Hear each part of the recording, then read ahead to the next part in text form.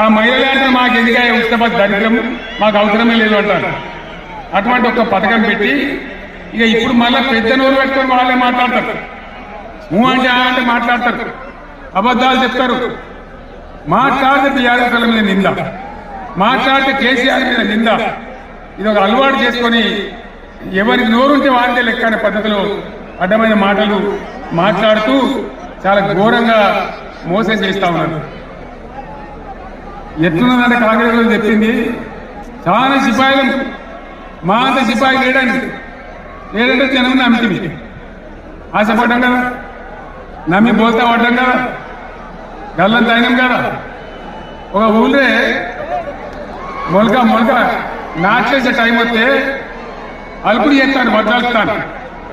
మొలకకు అలుపుడు చేస్తాం కదా, తుకాలు ఏమా పెద్ద మొగోడని కొన్ని పిచ్చినట్టు, మొగోడని మొలకాల్చడానికి పిస్తే ఎలుక పిల్లని చూసి ఎల్లెక్కల పడ్డాడు.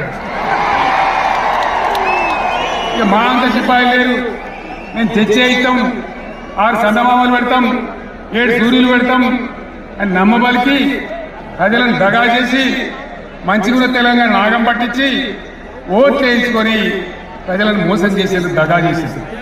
ఈ మాట నిజం, మీ అందరికి తెలుసు.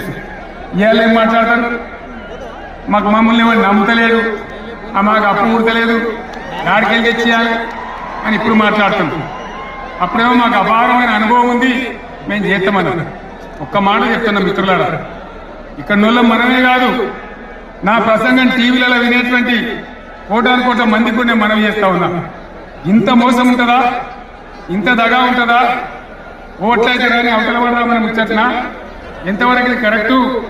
తెలంగాణ ఎంత మంచిగా పోయేది, ఇప్పుడు బొందలు పడగొట్టిందా? ఎంత ఘోరమైనటువంటి ఫలితం మనం చూస్తున్నాం. ఇవాళ ఏం జరుగుతూ ఉంది? మళ్ళీ అన్ని మోపైనాయి. ఇక దుకాణం పెడతామని లొల్లు పెట్టిండు, ఒప్ప పెట్టిండు. ఇక ఓట్లయినాక ఎత్తడు, తవ్వడు, మోయాడు. బాయి పడతాం జోరుగా చెప్తే 6 నెలల ఏమైనారంటే ఇక ఆయనతో రేపు అవుతుంది, ఎల్లుండి అవుతుంది, సంక్రాంతికి అవుతుంది, దీపావళికి అవుతుంది, మార్చి 31కి అవుతుంది. మార్చి 31కి లేదు, మన్ను లేదు, ఏది కూడా చేసింది లేదు.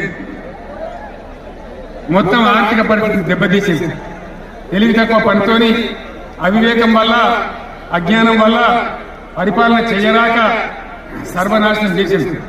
రాష్ట్ర ఆర్థిక పరిస్థితి ఎంత మంచిగా ఉండే, ఎంత బాగా పోతా ఉండే. మేము కష్టపడి కడుపు కట్టుకొని నోరు కట్టుకొని సంవత్సరానికి 10 నుంచి 15 వేల కోట్ల ఆదాయం పెంచినాం. అనేక రివ్యూ మీటింగ్లు చేసినాం. ఎంత బాగా తీసుకొని పోయినాం, తెలంగాణను ఎట్లా తయారు చేసినాం.